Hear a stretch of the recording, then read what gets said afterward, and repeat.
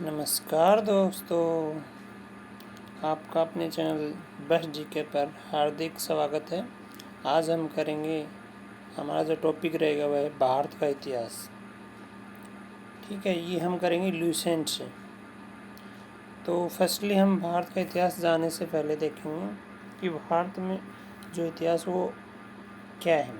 तो उत्तर में हिमालय से लेकर दक्षिण में समुद्र तक जो फैला उपमहाद्वीप है उसे भारतवर्ष के नाम से जाना जाता है। अर्थात महाकाव्य और पुराणों में इसे भारतवर्ष कहा गया या भरतों का देश कहा गया। ठीक है, उसके बाद हम ये कहेंगे यूनानी इसे इंदे कहते थे, अरब इसे हिंद कहते थे और मध्यकाल में इसी देश को हिंदुस्तान कहा जाने लगा। ये शब्द भी फारसी शब्द हिंदू से बना है और यूनानी भाषा के इंदे के आधार पर अंग्रेज इसे इंडिया कहने लगे। और सबसे पहले मैं आपको बता दूं, सबसे पहले जो इतिहास को 3 भागों में बांटने का श्रेय जर्मन इतिहासकार क्रिस्टोफ सेलरिस को जाता है, जिसने भारत का इतिहास 3 भागों में बांटा, जिसे हम नीचे स्क्रीन पे हमें दिखाई दे रहा है। वो है हमारा प्राचीन भारत, मध्यकालीन भारत और आधुनिक भारत। 3 भागों में इन्होंने इसको डिवाइड किया, प्राचीन भारत, मध्यकालीन भारत और आधुनिक भारत। तो आज स्टेप बाय स्टेप हम ट्यूशन जीके से ही कंटेंट लिया है मैंने, तो उसको हम 1 बाय 1 करेंगे।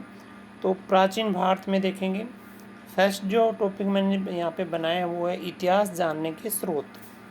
तो फर्स्टली इतिहास जानने के स्रोत जानेंगे। पहले हम जानेंगे धर्म ग्रंथ, धर्म ग्रंथों से, वेद से, वेदांग से, पुराण से। नंबर 2 पे हमने लिखा है ऐतिहासिक ग्रंथ, जैसे आगम, चातक, अष्टधामी, राजतरणी। अब है तीसरे नंबर पे यहाँ पे दिखाया गया है विदेशी यात्रा, जैसे चीनी यात्री है यहाँ पे आए, यूनानी, रोमन आए, अरबी आए और अन्य जो लेखक थे उनके। और चौथा मैंने यहाँ पे रखा है पुरातत्व। तो इसे हम इतिहास जो स्रोत है उन्हें 4 भागों में डिवाइड किया प्राचीन भारत में। तो फर्स्टली एक एक करके हम इसके बारे में पढ़ेंगे। फर्स्ट है हमारा धर्म ग्रंथ। धर्म ग्रंथ जिसे हम जो वेद हैं, जिसमें 4 वेद हुए, ऋग्वेद, यजुर्वेद, सामवेद और अथर्ववेद, और इसको जो रचा गया तो सबसे पहले रचने का या जिसके संकलन करता थे वो महर्षि कर्षणद्यापन वेदव्यास थे।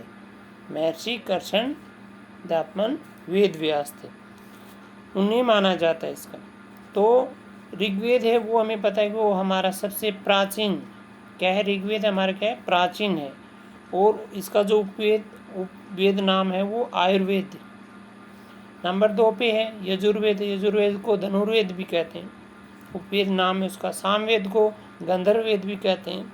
और अथर्ववेद को जो नया है जिसको शिल्पवेद कहते हैं। अब पुराना कौन सा होगा, ऋग्वेद होगा, नया कौन सा है, अथर्ववेद होगा। अब हम 1 बाय 1 इनके बारे में एक एक करके जानेंगे। तो ऋग्वेद में 10 मंडल हैं, 1028 सूक्त हैं और 10,462 ऋचाएँ हैं। और इसे पढ़ा जो जाता है वो हाथों में पढ़ा जाता है। इसमें पढ़ा जाता है, हाथों में पढ़ा जाता है। अब मंडलों का यहाँ पे 1 बाय 1 हम करेंगे। तो तीसरा जो मंडल है इसमें सूर्य देवता और सावित्री की पूजा बताई गई है और गायत्री मंत्र भी इसी में है। ठीक है, इसी वेद। उसके बाद 9वें मंडल में है सोम देवता का जिक्र हुआ है और 8वें जो मंडल में हुआ है वो हस्त लिखित जो रचनाएं थी उनका जिक्र हुआ है। और हस्तलिखित जो ऋचाओं को क्या कहा गया, खिल कहा जाता है। ये कई बार क्वेश्चन बार बार आए। 8वीं जो मंडल में ऋग्वेद हुई उसमें जो हस्त ऋचाओं को क्या कहा जाता है, तो उन्हें क्या कहा गया, खिल कहा गया। तो 10वां जो मंडल है वो है हमारा पुरुष सूक्त। पुरुष सूक्त मतलब इसमें हम 4 भागों में डिवाइड किया इसने।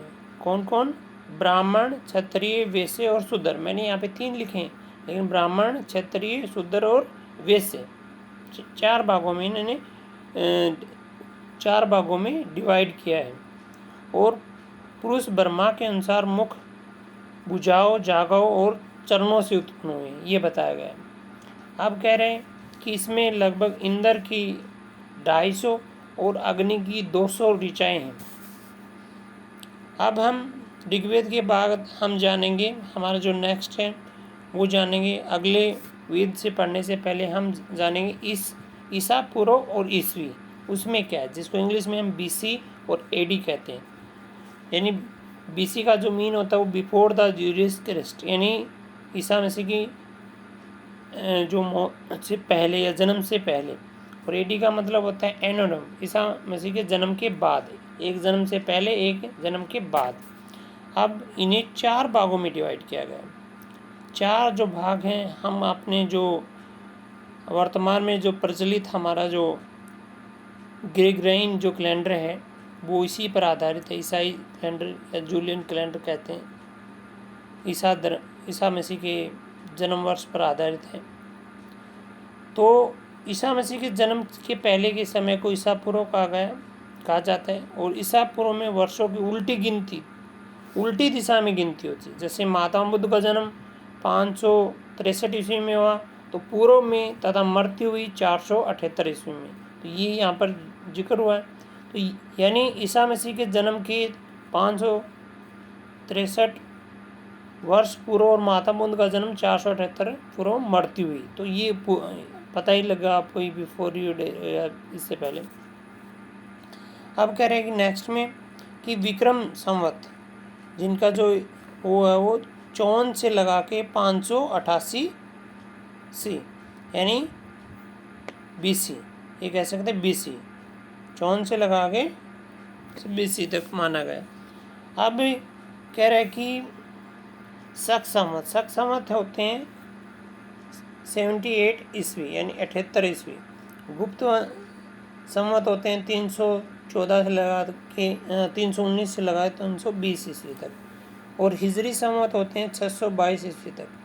और मैं आपको बता दूं कि विक्रम संवत क्यों कहा गया इसके, तो उज्जैन के स्थानीय जो राजा ने शकों को हराया और उन्हें 14 उपाधियाँ प्राप्त हुई, जो विक्रमादित्य जो राजा 14 जो उपाधियों से माना गया है, तो तभी इसे विक्रम संवत कहा गया। शक संवत कुषाण वंश से हुआ और कनिष्क ने राज्यरोहण किया इस दिन, शक संवत के दिन राज्यरोहण किया, ठीक है। और ये आगे कह रहे हैं कि मुस्लिम हिजरी संवत, यानी जो मुस्लिम मोहम्मद शाह और हीरा नामक गुफा में इसका डेट ईस्वी में इतना हीरा नामक गुफा में बताया गया, इसमें डेट का मेंशन हुआ है। आगे चलते हैं हम। अब क्वेश्चन बनता है कि शक संवत और हिजरी संवत के बीच में कितने साल का अंतर है। तो शक संवत हो गए हमारे 78 और हिजरी जो संवत होगी वो 622 होगी। तो हम दोनों को माइनस करेंगे, क्यों वापस जाएगा तो माइनस होगा, तो कितने हो गए 500, यानी एक किस में होगा, तो एक दोनों ईस्वी में, तो हम माइनस कर देंगे तो 544 आ गया इसका करके, ठीक है। अब कह रहे शक संवत एवं विक्रम संवत के मध्य अंतर बताइए। शक संवत 78 हो गया और विक्रम संवत कितने हो गए 57 बीसी, तो कितना हुआ इसमें वापिस चलेगा तो 70 78 और प्लस 57 हो जाएगा, 135 हो जाएगा, यानी 135 हो जाएगा। अब हम चलते हैं हमारे इसी टॉपिक पर दोबारा। यजुर्वेद को क्या कहा गया है, अधुर्वेद भी कहा गया है। इसमें गद और पद दोनों हैं। अब है अगला हमारा सामवेद को उद्रलू कहा गया है, ये पाठक करता यानी पढ़ने वाले ने इसको, और भारतीय संगीत के इसे जनक कहा जाता है। सामवेद में जितने सारे गामा पा सब चीज़ें सामवेद में होती हैं। अब है लास्ट का हमारा जो मॉडर्न या नया कह सकते हैं हम, अथर्ववेद में जादू टोना करना, वंशीकरण करना, बलिदान, कन्याओं के जन्म की निंदा करता है। प्रजापति देवता और उसकी जो पुत्री थी वो सभा और स्मिति थी, इस जो वेद में जिक्र हुआ। अब करेंगे वेद। वेद और वेदांग, यानी भली बात ही समझने के लिए वेद को वेदांग में, इसमें 6 हैं हमारे। 6 में क्या है कि शिक्षा, 6 की जगह शिक्षा, ज्योतिषी, कल्प, निरुक्त, छंद और व्याकरण, 6 वे हैं। पुराण में कितने हुए? 18 हुए। तो इसमें जो रचिता थे वो लोमहर्ष थे और उनके पुत्र थे उग्रसेन।